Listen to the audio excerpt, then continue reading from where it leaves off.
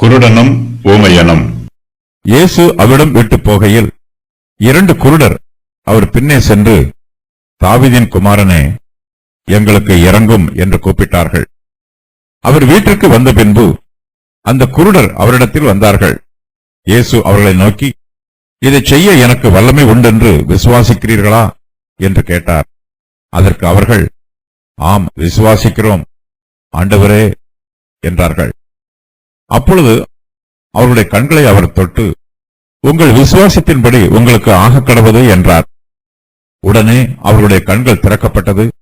இதை ஒருவரும் அறியாதபடிக்கு எச்சரிக்கையாயிருங்கள் என்று இயேசு அவர்களுக்கு கண்டிப்பாய் கட்டளையிட்டார். அவர்களோ புறப்பட்டு அத்தேசமெங்கும் அவருடைய கீர்த்தியை பிரசித்தம் பண்ணினார்கள். அவர்கள் புறப்பட்டு போகையில் பிசாசு பிடித்த ஊமையான ஒரு மனுஷனை அவரிடத்தில் கொண்டு வந்தார்கள்.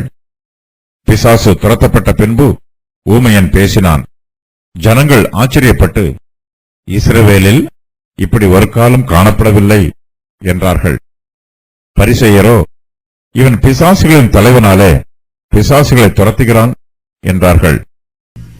இந்த வசன பகுதியில் இயேசு கிறிஸ்து மேலும் 2 அற்புதங்களை நடத்துகிறார். 2 குருடர்களுக்கு பார்வையை கொடுக்கிறார். இயேசு கிறிஸ்துவே ஒளியின் ஊற்றாகவும் ஜீவ ஊற்றாகவும் இருக்கிறவர். பிசாசு பிடித்த ஊமையான ஒரு மனுஷனிடமிருந்து பிசாசை துரத்துகிறார். பிசாசு துரத்தப்பட்ட பின்பு ஊமையன் பேசுகிறான். 2 குருடர். இயேசு அவ்விடம் விட்டு போகையில் 2 குருடர் அவர் பின்னே சென்று, தாவீதின் குமாரனே, எங்களுக்கு இறங்கும் என்று கூப்பிட்டார்கள். யவீருவின் மகளை உயிரோடு எழுப்பிய பின்பு இயேசு கிறிஸ்து யவீருவின் வீட்டில் இருந்து தாம் தங்கியிருக்கும் வாசஸ்தலத்திற்கு புறப்பட்டு போகிறார். அப்போது 2 குருடர் அவரை பின்பற்றி வருகிறார்கள். தங்களுக்கு உதவி செய்யுமாறு பிச்சைக்காரர்கள் சப்தமிட்டு கூப்பிடுவார்கள். அதுபோலவே 2 குருடரும், தாவீதின் குமாரனே, எங்களுக்கு இறங்கும் என்று இயேசு கிறிஸ்துவை நோக்கி கூப்பிடுகிறார்கள். இயேசு கிறிஸ்து மிகவும் எளிமையாக வியாதிகளை சுஸ்தமாக்குகிறார். வியாதியில் இருந்து உடனடியாக விடுதலை கிடைக்கிறது. தமது சுகமாக்கும் ஊழியத்திற்கு இயேசு கிறிஸ்து கட்டணம் எதுவும் வசூலிப்பதில்லை. இலவசமாகவே குணப்படுத்துகிறார். ஆகையினால் இயேசு கிறிஸ்துவிடம் ஏராளமான பிணியாளிகளை கொண்டு வருகிறார்கள். 2 குருடரும் இயேசு கிறிஸ்துவை, தாவீதின் குமாரனே, எங்களுக்கு இறங்கும் என்று கூப்பிடுகிறார்கள். தாவீதின் சந்ததிக்கு கர்த்தர் வாக்குத்தத்தம் பண்ணியிருக்கிறார். மேசியா தாவீதின் சந்ததியில் இருந்து வருவார் என்பது யூதர் அனைவருக்கும் தெரிந்த சத்தியம். இயேசு கிறிஸ்து இந்த பூமியில் அவதரித்த போது மேசியா வருவார் என்னும் எதிர்பார்ப்பு யூதர்கள் மத்தியில் பரவலாக காணப்படுகிறது. இந்த சத்தியம் 2 குருடருக்கும் தெரிந்திருக்கிறது. இயேசு கிறிஸ்துவே தாவீதின் குமாரன் என்பதையும் இவரே வாக்குத்தத்தம் பண்ணப்பட்ட மேசியா என்பதையும் 2 குருடரும் கபர்நகும் தெருவில் அறிவிக்கிறார்கள்.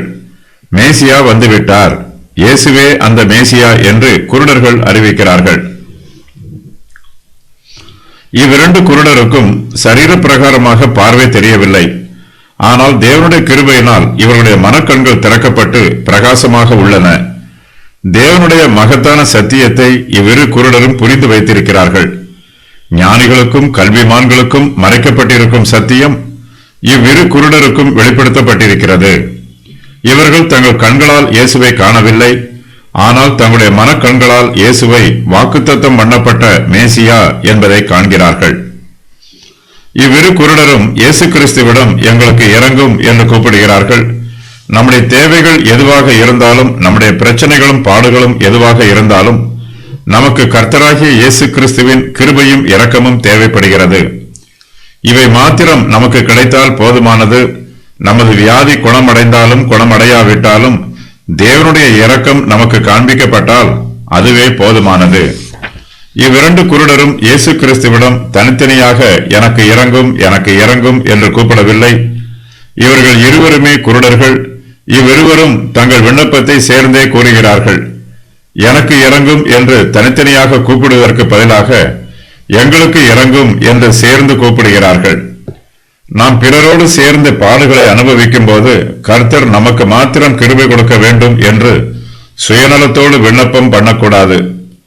நம்மோடு சேர்ந்து துன்பம் அனுபவிக்கிறவர்களுக்கும் நாம் சேர்ந்து விண்ணப்பம் பண்ண வேண்டும். இயேசு கிறிஸ்து நம் எல்லோரையும் ஆசீர்வதிப்பதற்கு போதுமானவராக இருக்கிறார். தம்மிடத்தில் வருகிற யாரையும் அவர் புறம்பே தள்ளுவதில்லை. ரட்சிக்க கூடாத படிக்கோ அல்லது ஆசீர்வதிக்க கூடாத படிக்கோ அவருடைய கரம் ஒருபோதும் குறுகி போவதில்லை. இதை செய்ய எனக்கு வல்லமை உண்டு என்று விசுவாசிக்கிறீர்களா?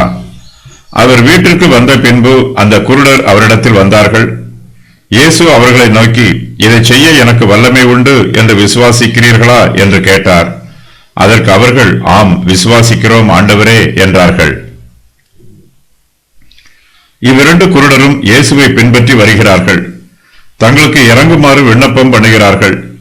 இவர்களுடைய ஆழமான விசுவாசம் இயேசு கிறிஸ்துவுக்கு நன்றாக தெரிகிறது. ஆயினும் இவர்களுடைய விசுவாசத்தை குறித்து இயேசு இவர்களிடமே கேட்கிறார். இதை செய்ய எனக்கு வல்லமை உண்டு என்று விசுவாசிக்கிறீர்களா என்று இயேசு குருடர்களிடம் கேட்கிறார். அவர்களுடைய விசுவாசத்தை பற்றி தமக்கு நன்றாக தெரிந்திருந்தும் இயேசு கிறிஸ்து இந்த கேள்வியை அவர்களிடம் கேட்கிறார். அவருடைய விசுவாசத்தை சோதிக்கிறார். நாம் விண்ணப்பம் பண்ணின உடனே கர்த்தர் நமது ஜெபத்திற்கு பதில் கொடுத்து விட்டால் அந்த ஆசீர்வாதத்தின் முக்கியத்துவத்தை சில சமயங்களில் நாம் புரிந்து கொள்ள தவறிவிடுகிறோம். பலமுறை விண்ணப்பம் பண்ணி கர்த்தருடைய சமூகத்தில் விசுவாசத்தோடும் பொறுமையோடும் காத்திருந்து தேவனுடைய ஆசீர்வாதத்தை பெற்றுக்கொண்டால் அந்த ஆசீர்வாதத்தின் முக்கியத்துவம் நமக்கு நன்றாக புரியும். கர்த்தருடைய ஆசீர்வாதத்தை அசட்டை பண்ண மாட்டோம்.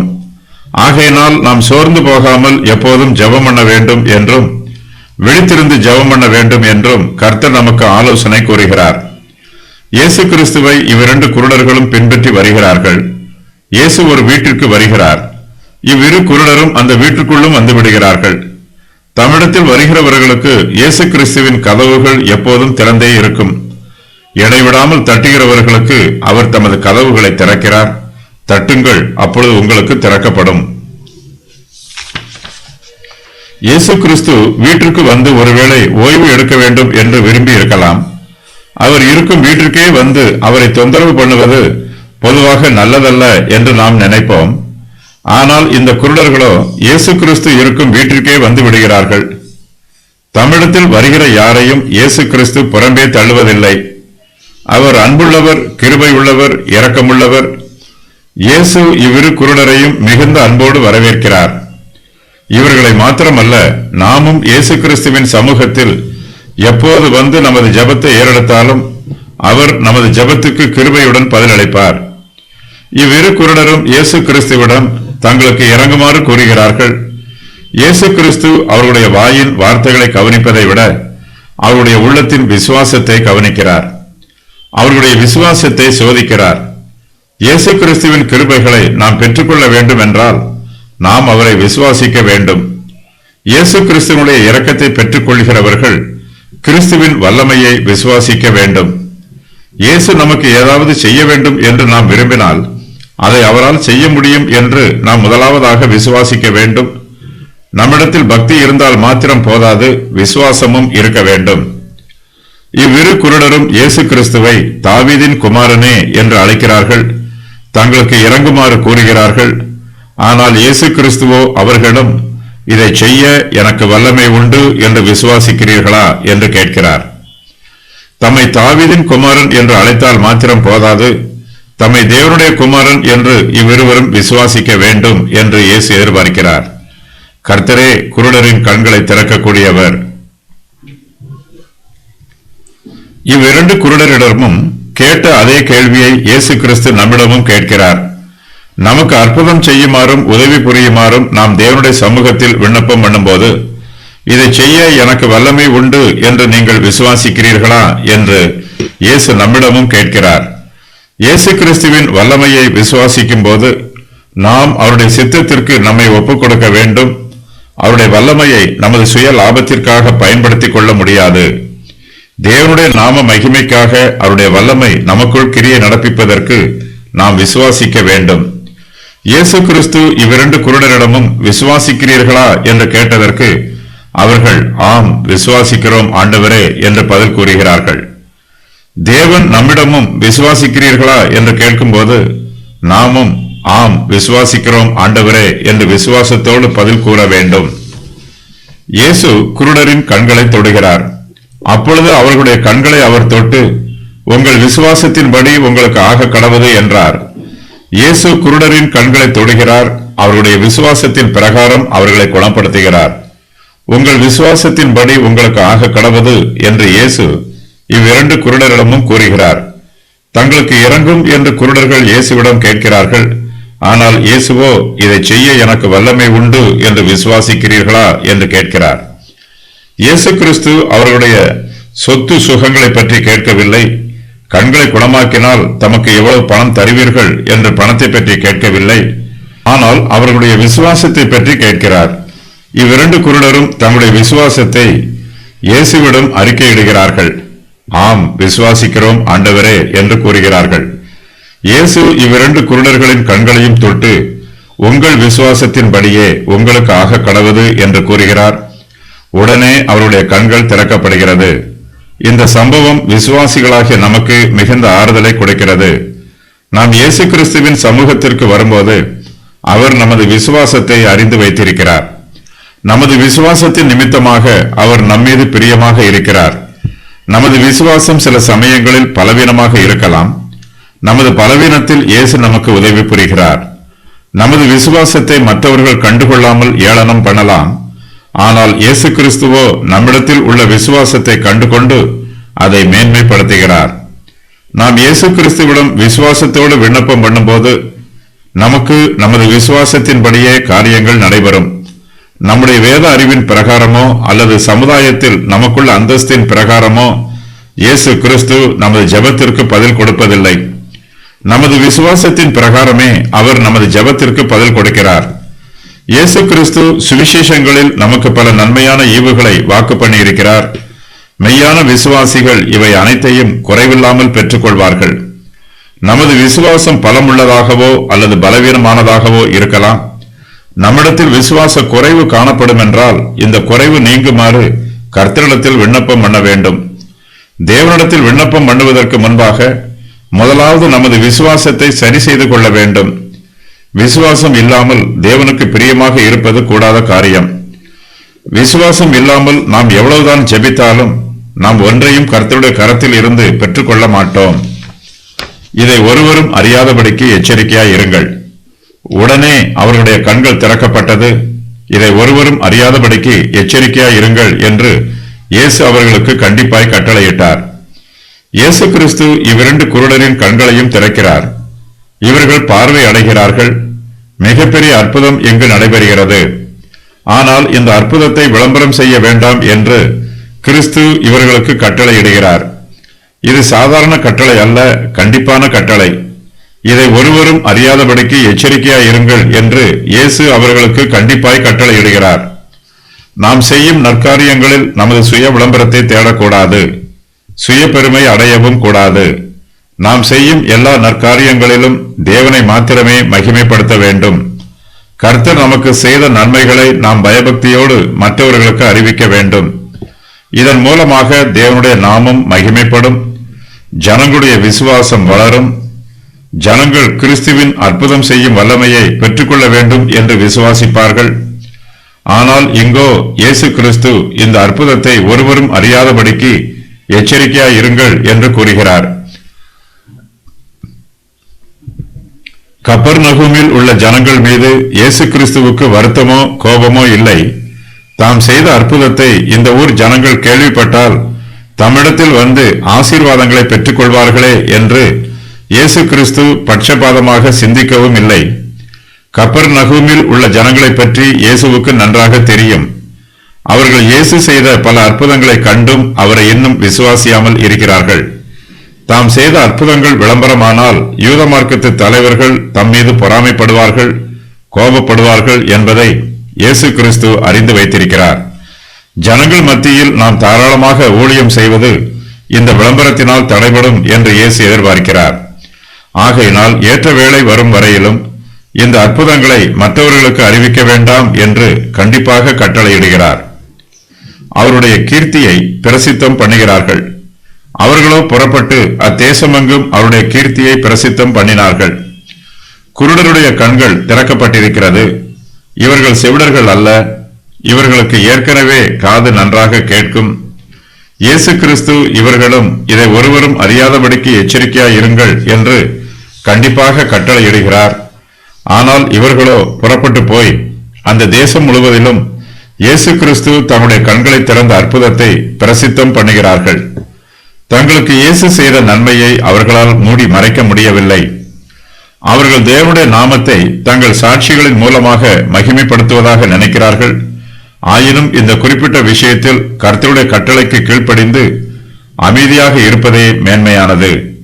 நாம் தேவனுடைய நாம மகிமைக்காக ஒரு காரியத்தை செய்தாலும் அதை தேவனுடைய சித்தத்தின் பிரகாரம் செய்ய வேண்டும் என்பதில் மிகுந்த கவனத்தோடு இருக்க வேண்டும்.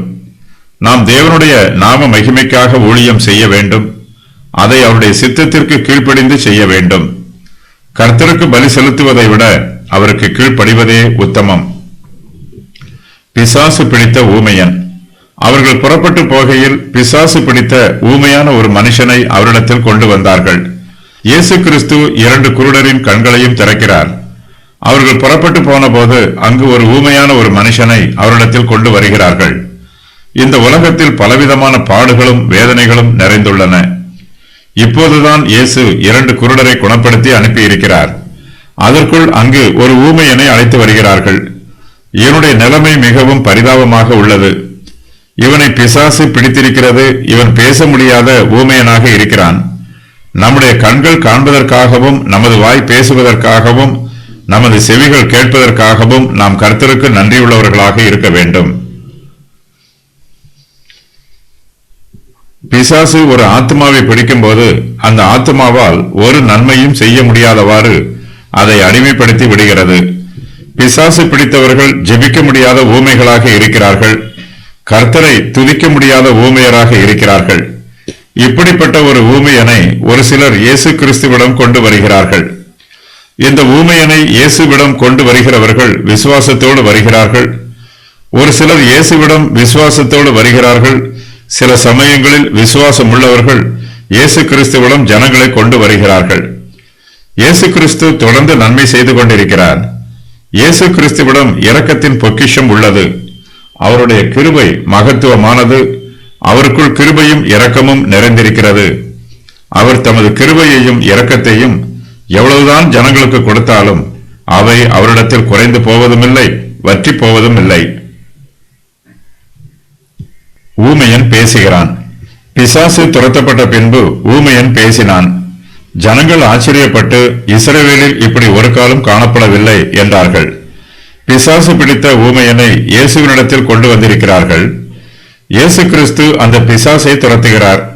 அந்த பிசாசு துரத்தப்பட்ட பின்பு ஊமையன் பேசுகிறான். ஒரு வியாதியை குணப்படுத்தும் போது அந்த வியாதிக்கு மூல காரணமாக இருக்கும் வியாதியின் வேரையே அகற்றி போடுகிறார். மறுபடியும் அந்த வியாதி வராதவாறு பூரணமாக குணப்படுத்துகிறார். இந்த ஊமையனுடைய உதடுகளை பிசாசுகள் கட்டி வைத்திருக்கின்றன. சாத்தான் ஊமையனுடைய ஆத்மாவை ஆளுகை செய்கிறான். இயேசு கிறிஸ்து ஊமையனுடைய உதடுகளை தொட்டு குணப்படுத்துவதற்கு பதிலாக அந்த உதடுகளை கட்டி வைத்திருக்கும் பிசாசை துரத்துகிறார். அவனை விட்டு பிசாசு துரத்தப்பட்டவுடன் அவனுடைய உதடுகளின் கட்டுகள் அவிழ்க்கப்படுகிறது. அவன் உடனடியாக பேசுகிறான். இந்த சம்பவங்களை அங்கு கூடியிருக்கும் ஜனங்கள் பார்த்து கொண்டிருக்கிறார்கள். குருடர்கள் பார்வையடைகிறார்கள். ஊமையன் பேசுகிறான். இதை கண்ட ஜனங்கள் மிகுந்த ஆச்சரியம் அடைகிறார்கள். பலர் ஆச்சரியப்பட்டாலும் ஒரு சிலரே இயேசுவை கிறிஸ்து என்று விசுவாசிக்கிறார்கள். அற்புதம் நடைபெறும் போது ஜனங்கள் அதை பார்த்து ஆச்சரியப்படுவது இயல்பு. ஆயினும் ஆச்சரியத்தை விட விசுவாசமே மேன்மையானது. பரிசேயரின் தேவதூஷணம். பரிசேயரோ இவன் பிசாசுகளின் தலைவனாலே பிசாசுகளை துரத்துகிறான் என்றார்கள். இயேசு இந்த அற்புதங்களை எல்லாம் செய்யும் போது அங்கு திரளான ஜனங்கள் கூடியிருக்கிறார்கள். அந்த இடத்தில் பரிசேயர்களும் இருக்கிறார்கள். பரிசேயர்களும் அந்த அற்புதங்களை பார்க்கிறார்கள். அற்புதங்களும் அடையாளங்களும் இயேசு கிறிஸ்துவின் வல்லமைக்கு சாட்சி பகருகின்றன. எப்படியாவது இயேசு கிறிஸ்துவின் மீது குற்றம் சுமத்த வேண்டும் என்று பரிசேயர்கள் தீர்மானமாக இருக்கிறார்கள். இந்த அற்புதங்களை இயேசு பிசாசின் வல்லமையினால் செய்வதாக அவர்கள் தேவதூஷணம் சொல்லுகிறார்கள். ஜனங்கள் அற்புதங்களை பார்த்து ஆச்சரியப்படுகிறார்கள். இந்த சமயத்தில் இந்த அற்புதங்கள் எல்லாம் பிசாசுகளின் தலைவனாலே நடைபெறுவதாக பரிசேயர்கள் ஜனங்களுடைய உள்ளத்தில் களைகளை விதைக்கிறார்கள். ஏதோ ஒரு வல்லமையினால் இங்கு அற்புதம் நடைபெறுகிறது என்று ஜனங்கள் நினைத்து ஆச்சரியப்படுகிறார்கள். அந்த வல்லமை தேவனுடைய வல்லமை அல்ல என்றும் அது பிசாசின் வல்லமை என்றும் பரிசேயர்கள் தேவ தூஷணம் கூறுகிறார்கள். ஜனங்களுடைய உள்ளத்தை குழப்புகிறார்கள். பரிசேயர்களால் அற்புதம் செய்ய முடியாது, ஆனால் இயேசு கிறிஸ்து செய்யும் அற்புதங்களை அவர்களால் குறை கூற முடிகிறது.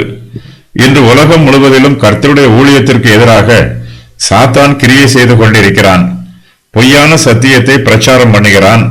இவற்றுக்கு மத்தியில் இயேசு கிறிஸ்துவின் மீது நாம் வைத்திருக்கும் விசுவாசம் வலுவானதாக இருக்க வேண்டும்.